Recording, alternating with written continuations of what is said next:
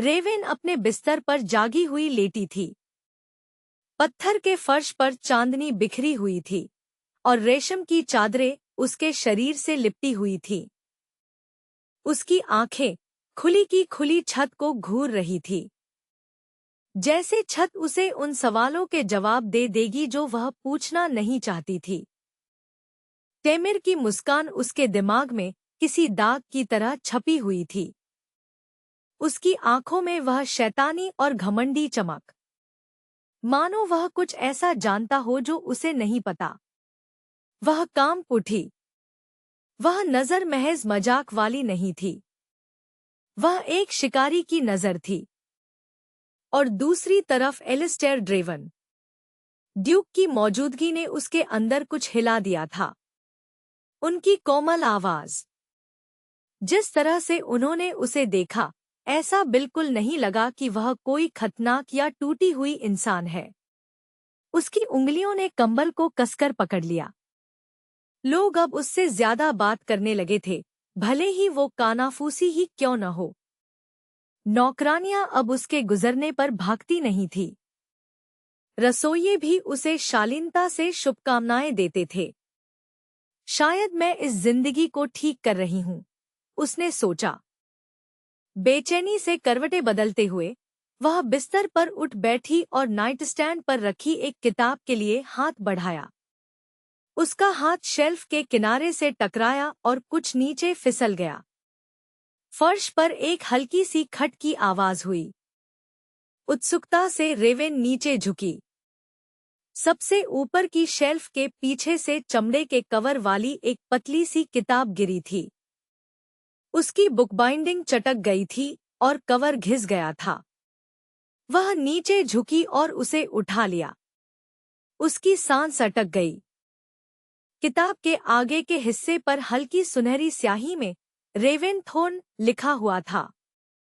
लिखावट पूरी तरह से लड़कियों जैसी थी, घुमावदार, खूबसूरत, लेकिन जगह-जगह कुछ कांपती हुई। यह एक डायरी थी। उसका दिल जोरों से धड़कने लगा। उसने दरवाजे की ओर देखा और फिर डायरी खोली। 2 मार्च, उसने कहा कि आज मैं कुछ ज्यादा ही जोर से हंस रही थी। इसलिए उसने मेज के नीचे मेरे हाथ को तब तक चूंटी काटी जब तक मेरी मुस्कान गायब नहीं हो गई। यह मेरी गलती है। मुझे ज्यादा सावधान रहना होगा। वह कहता है कि हम गलतियां नहीं कर सकते। रेवेन की सांसें हलक में ही जम गईं। 6 मार्च, तेमिर की आंखें बहुत रूखी थीं।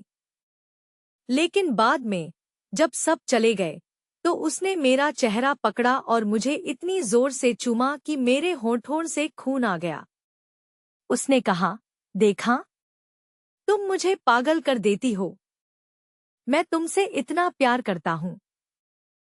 पन्ने पलटते हुए रेवेन की उंगलियां कांप रही थी। 11 अप्रैल, वह कहता है कि रानियां रोती नहीं है। वह कहता है कि दर्द भी प्यार का एक हिस्सा है और प्यार बलिदान है। वह कहता है कि बस इसी तरह हम एक हो सकते हैं। मुझे उस पर विश्वास है। मुझे करना ही होगा। मुझे और बेहतर बनना होगा। रेवेन ने डायरी को कसकर पकड़ लिया। उसका सीना दर्द से कसने लगा था। 30 मई, आज उसने मुझे 1 घंटे के लिए वाइन तहखाने में बंद कर दिया ताकि कोई हमारी बातें न सुन ले। वह कहता है कि ध्यान खींचने से बेहतर है कि लोग हमसे डरें।